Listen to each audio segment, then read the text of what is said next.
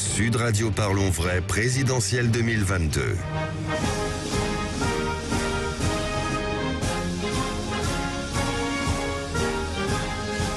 Et après sa victoire, Christiane Taubira a téléphoné à tous les candidats pour leur proposer l'union. Et oui, Taubira nous a fait un peu une Arnaud Montebourg. Arnaud Montebourg, voilà. Ça va. Et oui, ça va bien Arnaud. Sauf qu'à la différence de Montebourg, Christiane Taubira ne s'est pas filmée en train de passer ses appels. Oui, Taubira quand même a le sens du ridicule. Bon, revenons à nos moutons, plutôt à nos éléphantos de gauche. Christiane Taubira a donc appelé Mélenchon, Jadot, Roussel, Hidalgo et personne n'a daigné décrocher. Non, ils lui ont répondu par un petit SMS. Voilà. Jean-Luc Mélenchon lui a écrit ceci: je garde un souvenir attristé de nos contacts précédents. Je t'avais cru quand tu regrettais le nombre de candidatures. Tu y rajoutes dorénavant la tienne, mais je n'en veux qu'à ma confiance. Signé JLM. Wow. La socialiste, c'est beau, hein. Je n'en veux qu'à ma confiance. La socialiste Anne Hidalgo lui aurait également envoyé un SMS. Une candidature de plus. Voilà ce qu'a écrit la maire de Paris. Fabien Roussel, lui, a confirmé qu'il ne la rejoindrait pas et l'a remercié pour son appel. Taubira l'a remercié pour sa franchise. Du côté de l'écologiste Yannick Jadot maintenant. Pas de SMS envoyé, non. Son entourage vient un communiqué, a simplement déclaré: c'est la campagne de Taubira, ce n'est pas la nôtre. Voilà, en fait, l'union à gauche pour 2022, c'est tout simplement l'union des noms. Non, non, non, non. Et oui. Ah, autre réaction à cette primaire populaire, c'est celle de François Hollande. Alors, je vous le dis, hein, François n'a pas été tendre avec Taubira, c'est le moins que l'on puisse dire. Voilà ce qu'a dit l'ancien chef de l'État. Est-ce que la primaire populaire, c'était la bonne méthode et le bon moment? Est-ce que c'était la bonne méthode quand des candidats ne voulaient pas s'y présenter et qu'on les a invités contre leur gré? Cette primaire prive nécessairement la personne victorieuse de la légitimité de ce processus. Cette primaire est arrivée trop tard. Elle aurait dû être précédée d'un travail programmatique. Mais surtout, pour qu'il y ait une dynamique et une union, il faut qu'il y ait un vote et non pas une note.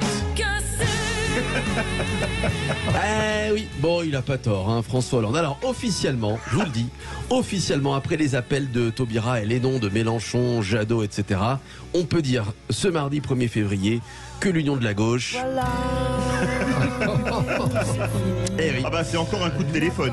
Oui, tout à fait. Alors voilà, c'est fini, mais j'ai envie de dire, ça n'avait jamais commencé. Tiens, Christophe Madrol, hein. L'union de la gauche n'avait jamais commencé. Non, mais voilà. Je comprends pas à quoi sert cette primaire citoyenne.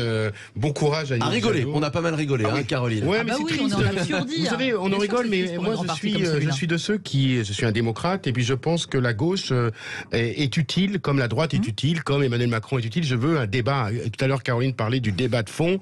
Aujourd'hui, le débat de fond, si on est un débat de fond entre Zemmour, Marine Le Pen, Pécresse, il manque vraiment 30% des Français ne s'expriment pas aujourd'hui. Eh oui.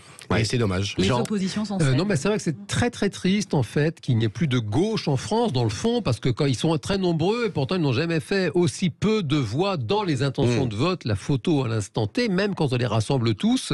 Et c'est vrai que c'est triste en fait. C'est comme si de la France entière finalement était devenue complètement sourde. Mais peut-être que c'est parce que la gauche ne fait plus de la gauche dans le fond. Quand on les écoute les uns les autres, on se demande qu'est-ce qu'ils prévoient pour les fameuses classes laborieuses. Là vraiment c'est non, et puis surtout absent. Le premier parti de France c'est l'abstention, hein. Et en ayant des attitudes pareilles, hein, ils ne font rien pour ramener les gens aux urnes, hein.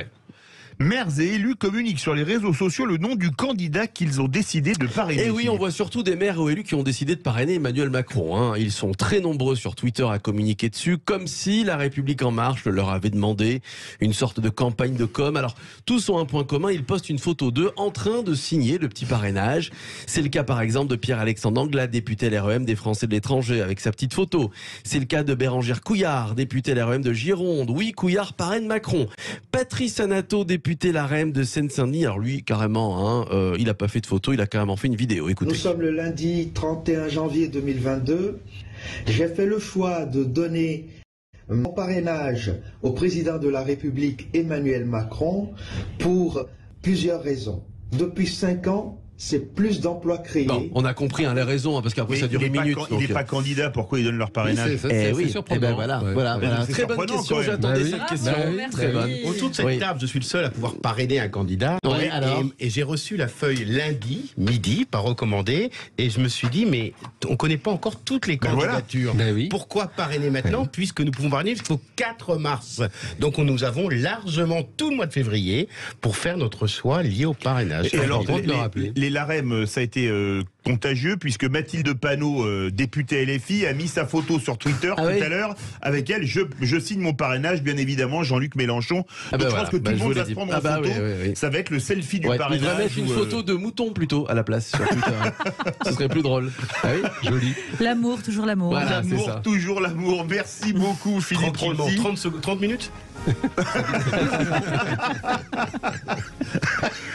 Pardon, Philippe. À 18h30, notre grand débat. Emmanuel Macron a-t-il peur du débat avant le premier tour? Vous êtes 96,1% à dire oui. Vous voulez réagir, le 0826 300 300 et les réseaux sociaux. On se retrouve dans quelques instants.